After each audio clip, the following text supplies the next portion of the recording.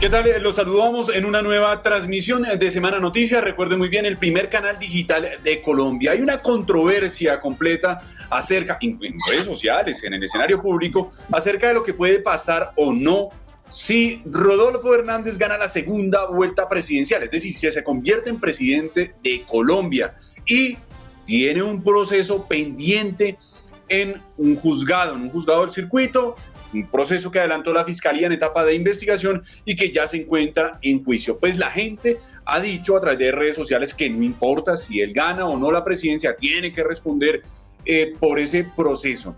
Pero ¿cómo tendría que responder? Porque claramente, si se convierte en presidente de la República, la Fiscalía y la jurisdicción, o sea, los jueces del circuito, perderían competencia. Pues no vamos a ser nosotros claramente los que vamos a darle respuesta a eso, porque pues son los expertos, los que conocen del escenario penal, los abogados, como el doctor Jaime Lombana, que pues muy amablemente nos atiende en semana para tratar de entender cómo es esto, de explicarle a las personas que se conectan con Semana qué es lo que ocurre realmente, qué es lo que puede pasar con un proceso que tendría Rodolfo Hernández.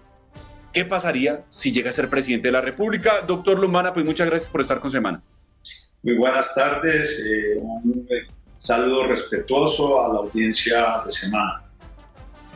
Bueno, pues el punto que ustedes han tocado para mí no tiene mayor discusión, porque el artículo 199 de la Constitución Política obliga a que cualquier proceso en el cual se vincule a la persona que ostenta y desempeña el cargo de presidente de la República solamente puede ser perseguido o juzgado en virtud de acusación de la Cámara de Representantes, dice la norma del 199 de nuestra Constitución Política, y cuando el Senado haya declarado que hay lugar a formación de una causa. Es decir, que el juzgado donde se adelanta el proceso, en el cual debe primar la presunción de inocencia sobre el ingeniero Rodolfo Hernández, donde a todas luces se demuestra claramente que es una persona inocente, que jamás ha vulnerado el bien jurídico de la administración pública,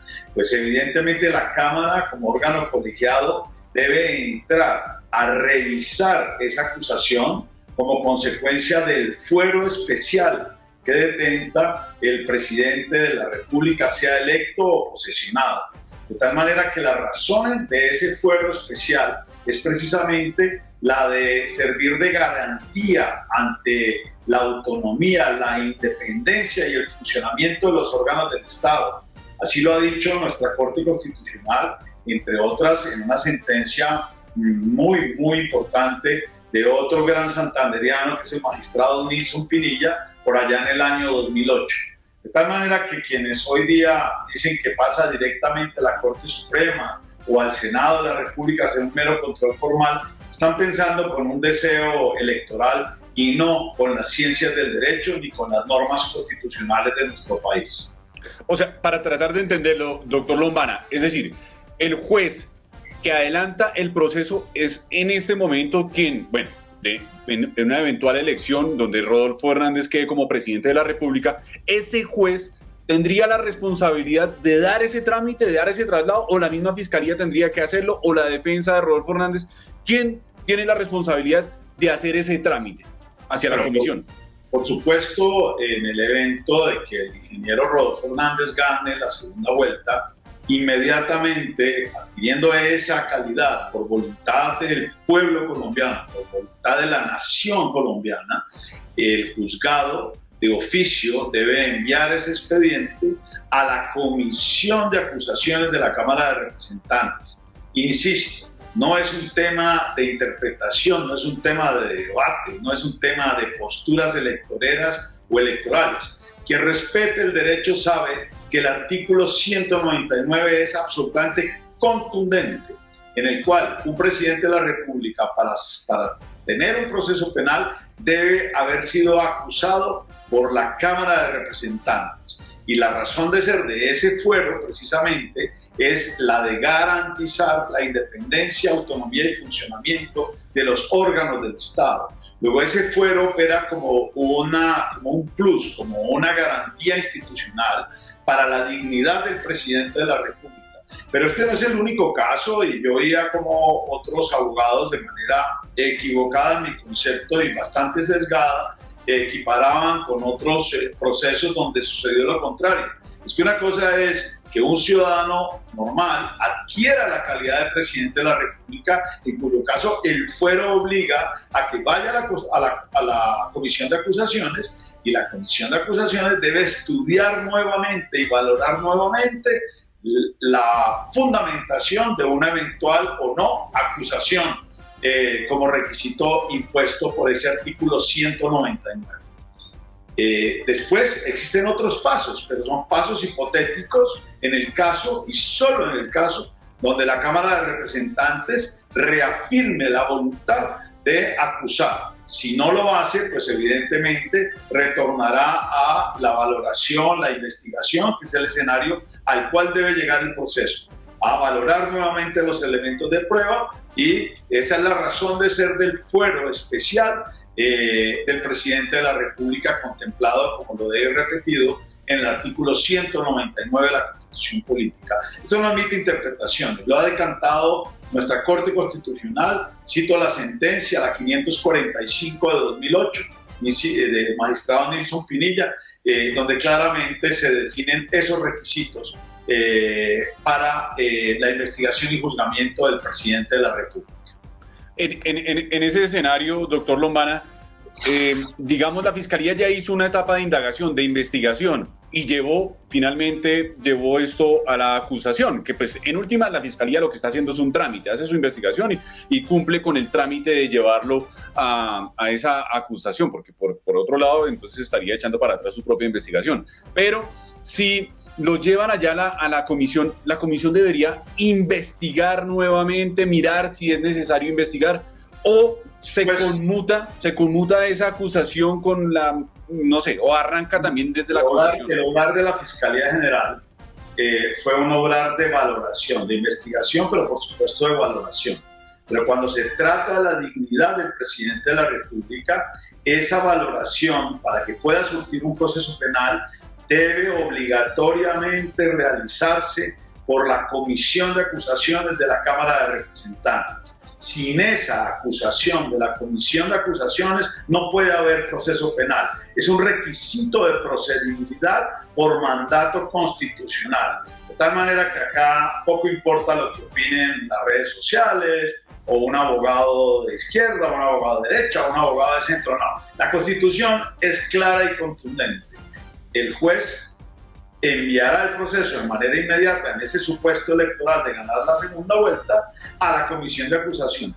La comisión, precisamente como órgano colegiado, esos congresistas deben primero revisar el expediente y avalar la acusación, si es que es su concepto. Si consideran que no existe fundamento para llevar proceso, pues no se emite esa refrendación de la acusación por parte de la Comisión de Acusaciones, y podrá mantenerse en una etapa de investigación.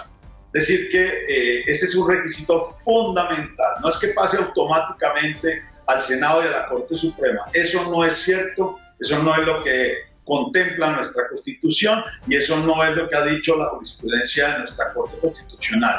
También le cito otra providencia del magistrado Fabio Marón, que complementa la ya citada sentencia de la Corte Constitucional del magistrado Pinilla, en el sentido de que la naturaleza de esa función encomendada al Congreso supone unas exigencias en las actuaciones de los congresistas, quienes con su voto colegiadamente concurren a la configuración del presupuesto procesal previo a la decisión de una acusación.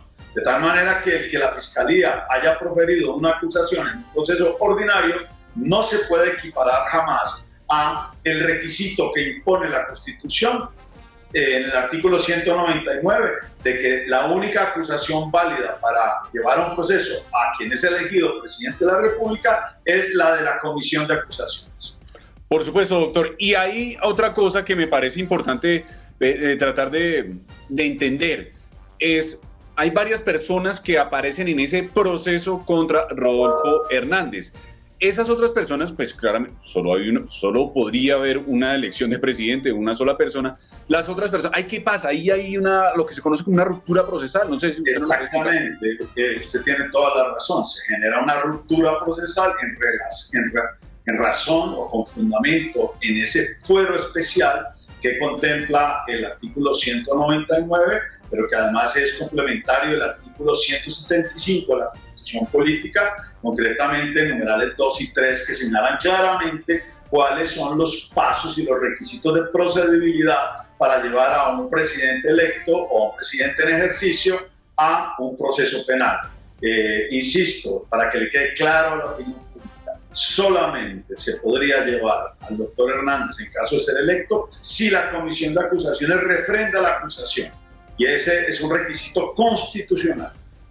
Lo demás pues sería un derecho ad hoc, cambiar las normas para un objetivo político, pero si queremos respetar la Constitución, ese es el procedimiento que debe respetar el Estado de Derecho. Por supuesto, pues mire, ahí tienen ustedes las opiniones de un experto en la materia, de quien sabe realmente qué es lo que puede pasar o no con un proceso que se adelanta contra Rodolfo Hernández en caso de que sea elegido presidente de la República. Ya saben. Quiero adicionar una última. Sí, señor, de una. Un último fundamento, Fletcher, y es que no olviden ustedes en casos anteriores o pretéritos que se han llevado a la comisión de acusaciones, que claramente en esa comisión de acusaciones algunos doctrinantes han hablado de juicio de responsabilidad política y la naturaleza híbrida, la naturaleza mixta del proceso penal en la comisión de acusaciones. De tal manera que allá esas son las normas que se deben respetar precisamente por la naturaleza, por la distinta naturaleza y la naturaleza atípica de ese proceso. Es decir, aquí el fuero opera a la inversa. Luego hacer similitudes o comparaciones con otros casos donde el fuero es totalmente lo contrario, siendo es descendiente, es decir, se tenía el fuero en una instancia y se fue a la justicia ordinaria. Aquí sucede lo contrario, va de la justicia ordinaria a un fuero especial que garantiza, que da mayores rigores procesales y garantistas a quien va a ser investigado y juzgado. Perfecto, doctor Lombana. Pues mire, más claro para donde ahí ustedes ya tienen toda la información sobre lo que podría pasar o no de resultar electo como presidente de la República Rodolfo Hernández y ese proceso que tiene pendiente en la justicia ordinaria. Pues doctor Lombana, pues muchas gracias por aclararnos las dudas, por explicarle a la opinión pública lo que realmente puede pasar. Digamos, ya usted con la experiencia, con el conocimiento que tiene y que pues nosotros podamos entender un poquito mejor lo que podría pasar con ese proceso. Muchas gracias a ustedes, muy amables.